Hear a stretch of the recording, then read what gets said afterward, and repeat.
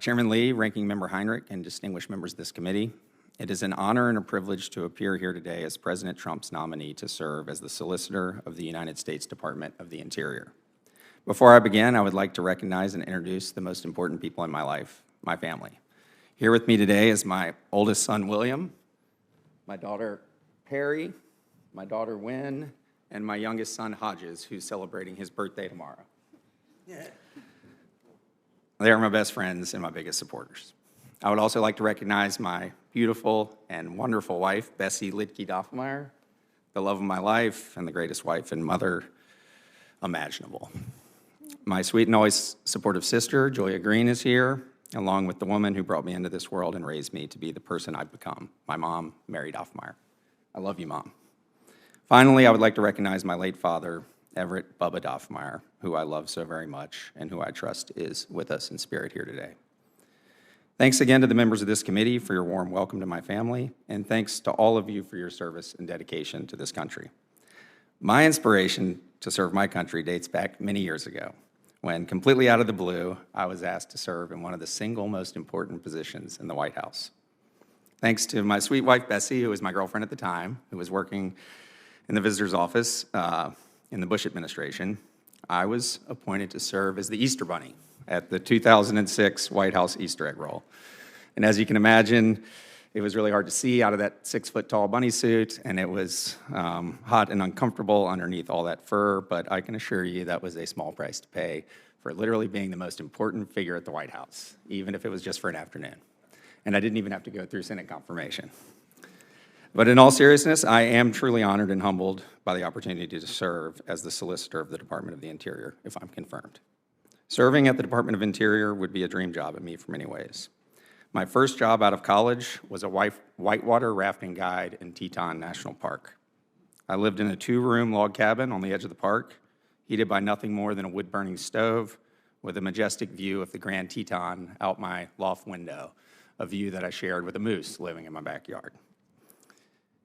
When I wasn't guiding on the river, I spent my free time backpacking, fishing, and skiing on some of America's most treasured public lands.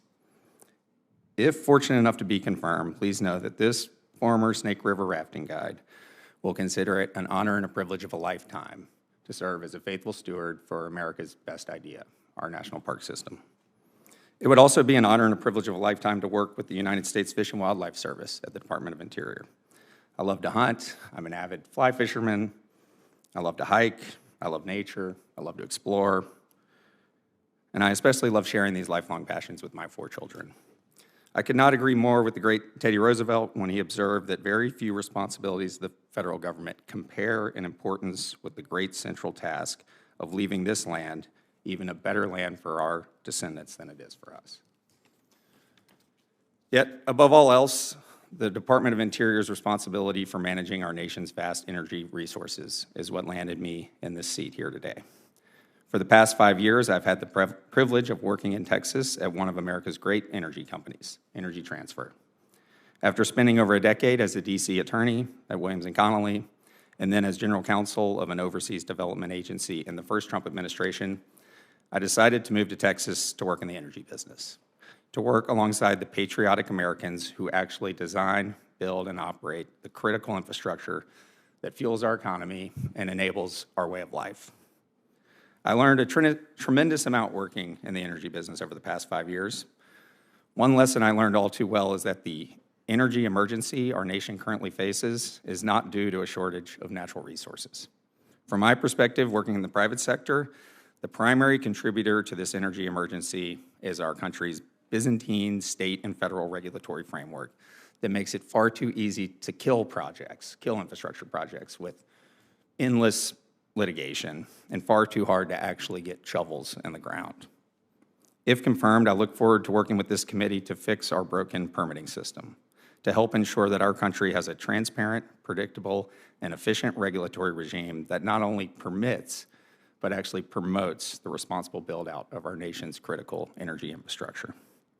I would like to conclude by giving all thanks and praise to God the Father and His Son, my Savior, Jesus Christ, who taught us all that to whom much is given, much is required. I feel so incredibly blessed to have been born a citizen of the greatest country in the history of the world. This country has given me and my family so much that we feel like it is incumbent upon us to give back to our country in any way that we can. If confirmed, I look forward to working with this committee to do just that. Chairman Lee, Ranking Member Heinrich, and members of the committee, thank you again for the opportunity to appear before you here today. I look forward to your questions.